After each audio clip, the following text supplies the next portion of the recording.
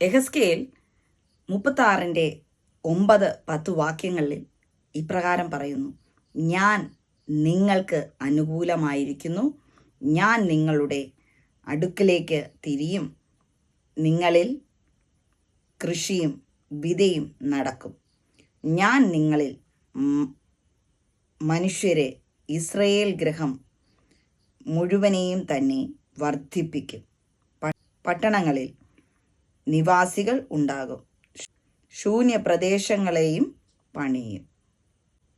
കർത്താവ് ദൈവമക്കൾക്ക് എപ്പോഴും അനുകൂലമായിരിക്കുമെന്നുള്ളതും ആ ദൈവമക്കളുടെ അടുത്തേക്ക് ദൈവം തിരിയുമെന്നും അവർക്ക് അനുകൂലമായി അവരെ അനുഗ്രഹിക്കുമെന്നും അവരുടെ വിതയും കൊയ്ത്തും അവർ ചെയ്യുന്നതെല്ലാം അനുഗ്രഹത്തിലേക്ക് കൊണ്ടുവരുമെന്നുള്ളതും അവരുടെ ശൂന്യമായി കിടക്കുന്ന സ്ഥലങ്ങളെല്ലാം ദൈവം പണിയുവാൻ ഇടയായി തീരുമെന്നുമാണ് ഈ വചനത്തിൽ നമുക്ക് കാണുവാൻ സാധിക്കുന്നത്.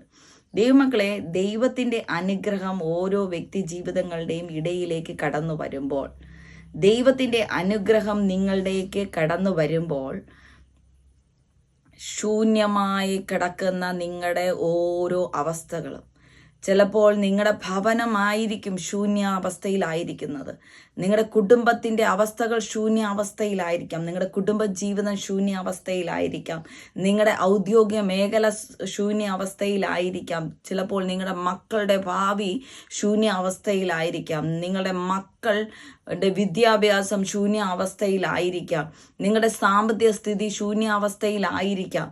നിങ്ങളുടെ ഏത് മേഖലയാകട്ടെ, നിങ്ങൾ ഏത് മേഖലയാണോ നിങ്ങളുടെ ശൂന്യത നിങ്ങൾ അനുഭവിക്കുന്നത്, ആ ശൂന്യത മാറുവാൻ ഇടയായിത്തീരും.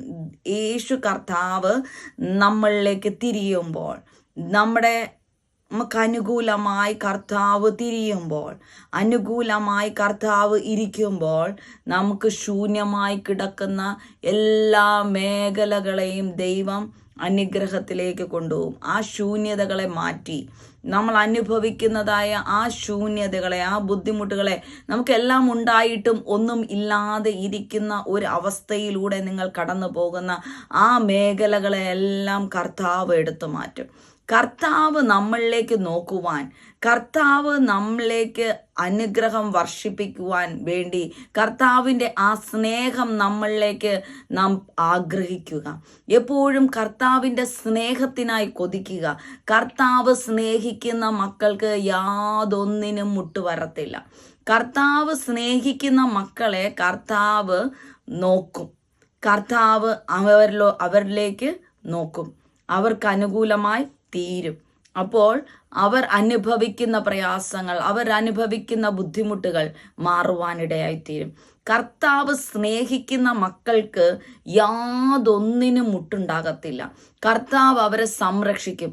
അപ്പോൾ അവർക്ക് ഒന്നിനും മുട്ടുണ്ടാകത്തില്ല. അതുകൊണ്ടാണ് ദാവീദ് പറയുന്നത്, യഹോവ എൻ്റെ ഇടയനാകുന്നു, എനിക്ക് ഒരു മുട്ടും ഇല്ല എന്നുള്ളത്, എനിക്കൊന്നിനും മുട്ടില്ല എന്നുള്ളത് അവിടെ ദാവീദ് പറയുന്നത്. 23-ാം സങ്കീർത്തനത്തിൽ ദാവീദ് അതുകൊണ്ടാണ് അങ്ങനെ പറയുന്നത്, യഹോവ എൻ്റെ ഇടയനാകുന്നു. അതായത് ദാവീദിൻ്റെ ഇടയൻ അവിടെ യഹോവയാണ്. അപ്പോൾ ദാവീദിന് ഒന്നിനും മുട്ടുണ്ടാകത്തില്ല എന്നുള്ളതാണ് അവിടെ നമുക്ക് കാണുവാൻ സാധിക്കുന്നത്. കർത്താവിൻ്റെ സ്നേഹം നാം ആഗ്രഹിക്കണം. കർത്താവിൻ്റെ സ്നേഹം, കർത്താവിൻ്റെ സംരക്ഷണം, കർത്താവിൻ്റെ കണ്ണ് നമ്മുടെ മേലുണ്ടായിരിക്കണം. കർത്താവിൻ്റെ കണ്ണ് നമ്മുടെ മേലുണ്ടെങ്കിൽ നമുക്ക് വലിയ സംരക്ഷണമാണ് നമ്മുടെ ജീവിതത്തിൽ ഉണ്ടാകുന്നത് ദൈവമക്കളെ. അങ്ങനെ കർത്താവിൻ്റെ സ്നേഹം നമ്മളിലേക്ക് കടന്നു വരുമ്പോൾ, കർത്താവിൻ്റെ ആ സംരക്ഷണം നമ്മളിലേക്ക് കടന്നു വരുമ്പോൾ, നമ്മുടെ ശൂന്യതകളെല്ലാം എടുത്തു മാറ്റുവാനിടയായിത്തീരും. നമ്മുടെ ശൂന്യതകളെല്ലാം എടുത്തു മാറ്റി ആ ശൂന്യതകളെല്ലാം മാറി നമ്മൾ അനുഗ്രഹത്തിലേക്ക് എത്തുവാനിടയായിത്തീരും. നാം എന്ത് പ്രശ്നത്തിലോ ആകട്ടെ, ഏത് പ്രതികൂലത്തിലോ ആകട്ടെ, ഫെലിസ്ത്യർ കൊണ്ടുപോയതായ പല കാര്യങ്ങളും നിങ്ങൾക്ക് മടക്കി ലഭിക്കുവാനിടയായിത്തീരും. യാക്കോബിനെ ദൈവം സ്നേഹിച്ചിരുന്നു, കർത്താവ് സ്നേഹിച്ചിരുന്നു. അതുകൊണ്ടാണ് യാക്കോബിന് നഷ്ടപ്പെട്ടതായ ആ കിണറുകളെല്ലാം കർത്താവ് മടക്കി കൊടുത്തത്. അതുപോലെ നമ്മുടെ ജീവിതത്തിലും പല പല പല കിണറുകളും ഫെലിസ്ത്യൻ മൂടിയിട്ടുണ്ടാകും. ചിലരുടെ സാമ്പത്തികമായിരിക്കാം, ചിലരുടെ കുടുംബ ജീവിതമായിരിക്കാം, ചിലരുടെ ശുശ്രൂഷ ജീവിതമായിരിക്കാം, ചിലരുടെ ആരോഗ്യമായിരിക്കാം, ചിലരുടെ സുഹൃത്ത് ബന്ധങ്ങളായിരിക്കാം, ചിലരുടെ മക്കളായിരിക്കാം. ഇതെല്ലാം ഫെലിസ്ത്യൻ മൂടിയ കിണറുകളായിരിക്കാം. പക്ഷേ കർത്താവിൻ്റെ സ്നേഹം, കർത്താവ് നമ്മെ നോക്കുകയാണെങ്കിൽ, കർത്താവ് നമ്മെ സംരക്ഷിക്കുകയാണെങ്കിൽ, കർത്താവ് നമ്മെ സ്നേഹിക്കുകയാണെങ്കിൽ, ആ ഫെലിസ്ത്യൻ മൂടിയതായ പല കിണറുകളും നിങ്ങൾക്ക് തുറന്നു ലഭിക്കുവാൻ, ആ കിണറുകളെല്ലാം നിങ്ങൾക്ക് വീണ്ടും തുറന്നു ലഭിക്കുവാൻ ഇടയായിത്തീരും. പിന്നെ ഒരു ഫെലിസ്ത്യ ശക്തിക്കും ആ കിണറുകളെ മൂടുവാൻ കഴിയത്തില്ല. അതുകൊണ്ട് ദൈവമക്കളെ, നിങ്ങൾ കർത്താവിൻ്റെ സ്നേഹത്തിനായി കൊതിക്കുക, കർത്താവിൻ്റെ സ്നേഹത്തിനായി കൊതിക്കുക. കർത്താവിൻ്റെ ആ സംരക്ഷണം, കർത്താവ് നമ്മളിലേക്ക് തിരിയുവാൻ, കർത്താവ് നമ്മെ അനുഗ്രഹിക്കുവാൻ, കർത്താവ് നമ്മെ സ്നേഹിക്കുവാൻ, കർത്താവ് നമ്മുടെ കൂടെ ഇരിക്കുവാൻ നാം ആഗ്രഹിക്കണം. വർഷങ്ങൾ കൊണ്ട് എൻ്റെ പല കാര്യങ്ങളും ഫെലിസ്ത്യൻ മൂടിയിട്ടുണ്ട്. ആ മൂടിയതായ പല കാര്യങ്ങളും ഈ വർഷം എനിക്ക് തുറന്ന് ലഭിക്കുവാനിടയായി തീർന്നു.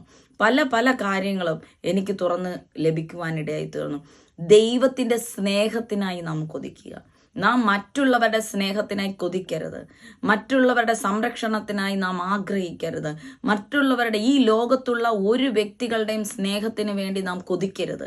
ഒരിക്കലും അവർ സ്നേഹിക്കുവാനായിട്ട് നാം ആഗ്രഹിക്കരുത്. നാം മറിച്ച് കർത്താവിൻ്റെ സ്നേഹത്തിനായി കൊതിക്കണം. കർത്താവ് നമ്മെ സ്നേഹിക്കണമെന്ന് നാം എപ്പോഴും കർത്താവിനോട് ആവശ്യപ്പെടണം. കർത്താവ് നമ്മെ സ്നേഹിച്ചാൽ നമുക്ക് ഈ ലോകത്ത് ഒന്നിനും മുട്ടുണ്ടാകത്തില്ല. നാം തന്നെ അതിശയിപ്പെടുന്ന രീതിയിലായിരിക്കും നാം അതുവരെയും നാം എന്തിനു കൊതിച്ചോ അതെല്ലാം ഓട്ടോമാറ്റിക്കായിട്ട് നമ്മുടെ ജീവിതത്തിൽ കടന്നു വരുവാനിടയായിത്തീരും. ഫെലിസ്ത്യ ശക്തികളെ, നമുക്കെതിരായി നിൽക്കുന്ന നമ്മുടെ പല നന്മകൾക്കും തടസ്സമായി നിൽക്കുന്നതായ ഫെലിസ്ത്യ ശക്തികളെ ദൈവം പുറത്താക്കുവാനിടയായിത്തീരും. ദൈവം പുറത്താക്കും. ദൈവമക്കളെ, ദൈവം നിങ്ങളുടെ ജീവിതത്തിൽ നിന്ന് ആ ഫെലിസ്ത്യ ശക്തികളെ എടുത്തു മാറ്റുവാനിടയിത്തീരും. നിങ്ങളുടെ നന്മയ്ക്ക് തടസ്സമായി നിൽക്കുന്നതായ ഫെലിസ്ത്യ ശക്തികളെ ദൈവം എടുത്തു മാറ്റി ദൈവം നമുക്ക് അനുകൂലമായി തിരിയുകയും ദൈവ സ്നേഹം കൊണ്ട് നമ്മെ നിറയ്ക്കുകയും ദൈവത്തിൻ്റെ വലിയ സംരക്ഷണം കൊണ്ട് നിറയ്ക്കുകയും ദൈവത്തിൻ്റെ അനുഗ്രഹം കൊണ്ട് നമ്മെ നിറയ്ക്കുകയും ദൈവത്തിൻ്റെ കരങ്ങളിലിരിക്കുന്ന ആ ഗുപ്ത നിധികളെ നമ്മുടെ മേൽ വർഷിക്കുവാൻ ദൈവം ഇടയാക്കും. അപ്പോൾ നാം മറ്റുള്ളവരുടെ മുമ്പിൽ അതിശയമായി തീരും.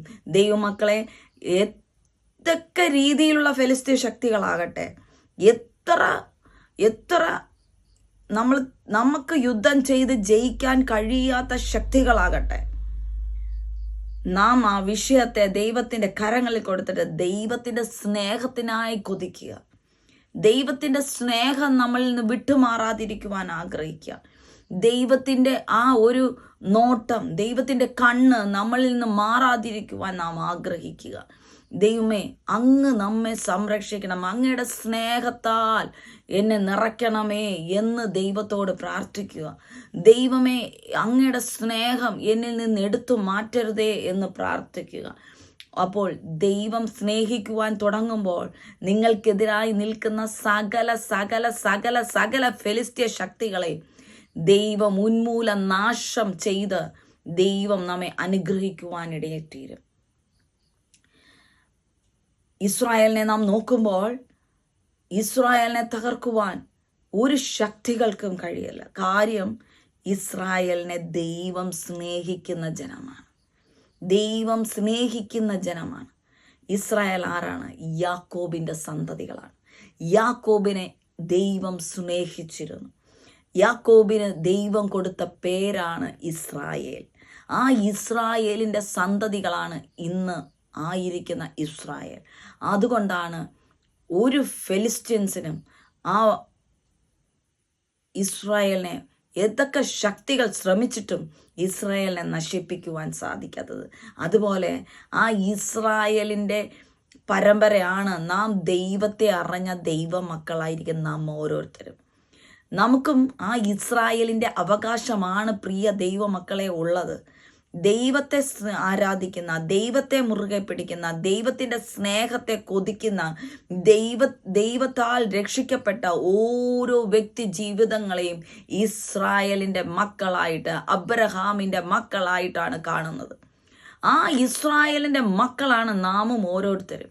അപ്പോൾ നമ്മെ തകർക്കുവാൻ നോക്കുന്ന, നമ്മെ നശിപ്പിക്കുവാൻ നോക്കുന്ന, നമ്മുടെ സമാധാനത്തെ നഷ്ടപ്പെടുത്തുവാൻ നോക്കുന്ന, നമ്മുടെ നന്മകളെ തകർക്കുവാൻ നോക്കുന്നതായ സകല ഫെലിസ്ത്യ ശക്തികളെയും നമ്മുടെ ജീവിതത്തിൽ നിന്ന്, നമ്മുടെ കുടുംബത്തിൽ നിന്ന്, നമ്മുടെ ഏതൊക്കെ മേഖലകളുണ്ടോ, നമ്മുടെ ഔദ്യോഗിക മേഖലകളാകട്ടെ, നമ്മുടെ ശുശ്രൂഷ മേഖലകളാകട്ടെ, നമ്മുടെ കുടുംബത്തിലാകട്ടെ, ഏത് മേഖലയിലായാലും കർത്താവ് എടുത്തു മാറ്റി നമുക്ക് അനുകൂലമായി ദൈവം തിരിയുവാനും, നമ്മുടെ ശൂന്യമായി കിടക്കുന്ന സ്ഥലങ്ങളെല്ലാം, നമ്മുടെ ശൂന്യമായി കിടക്കുന്ന എല്ലാ മേഖലകളെയും ദൈവം പണിഞ്ഞ് ദൈവത്തിന് ഇഷ്ടമുള്ള മനോഹരമായ പാത്രങ്ങളാക്കി, മനോഹരമായ പൂന്തോട്ടങ്ങളാക്കി ദൈവം മാറ്റുവാനിടയായിത്തീരും. അതുകൊണ്ട് ദൈവമക്കളെ, നാം കൊതിക്കേണ്ടത് കർത്താവിൻ്റെ സ്നേഹത്തെ, കർത്താവിൻ്റെ ആ കണ്ണ് നമ്മളിലേക്ക് പതിക്കുവാൻ, കർത്താവിൻ്റെ സ്നേഹം നമ്മളിലേക്ക് കടന്നു വരുവാൻ, കർത്താവിൻ്റെ ആ സംരക്ഷണം നമ്മളിലേക്ക് കടന്നു വരുവാൻ. കർത്താവ് സ്നേഹിക്കുന്ന ഒരു വ്യക്തികൾക്കും ഒരു നന്മയ്ക്കും മുട്ടുണ്ടാകത്തില്ല, ഒരു നന്മയ്ക്കും മുട്ടുണ്ടാകത്തില്ല. ദൈവമക്കളെ, ദൈവത്തിൻ്റെ അനുകൂലമായ കരം നിങ്ങളിലേക്ക് ചലിക്കുവാൻ ഇടയാകും. ദൈവമക്കളെ, ദൈവത്തെ സ്നേഹിക്കുന്ന, ദൈവം നമ്മെ സ്നേഹിക്കുവാൻ തുടങ്ങുമ്പോൾ നമ്മുടെ ജീവിതത്തിൽ എല്ലാം അനുകൂലമായി കടന്നു വരും. അങ്ങനെ ദൈവത്തിൻ്റെ അനുകൂലമായ കരം കടന്നു വരുമ്പോൾ ഒരു ശക്തികൾക്കും നമ്മെ തകർക്കുവാൻ, ഒരു ശക്തികൾക്കും നമ്മെ നശിപ്പിക്കുവാൻ സാധിക്കുകയില്ല. ദൈവമക്കളെ, ദൈവം നിങ്ങളെ സമൃദ്ധിയായി അനുഗ്രഹിക്കുവാനിടയാകും. അതിനായി ദൈവം നിങ്ങളെ ഒരുക്കട്ടെ. ദൈവത്തിൻ്റെ സ്നേഹത്തിനായി കൊതിക്കുന്നവരായി നിങ്ങൾ മാറട്ടെ എന്ന് ഞാൻ പ്രാർത്ഥിക്കുന്നു. ആമേൻ.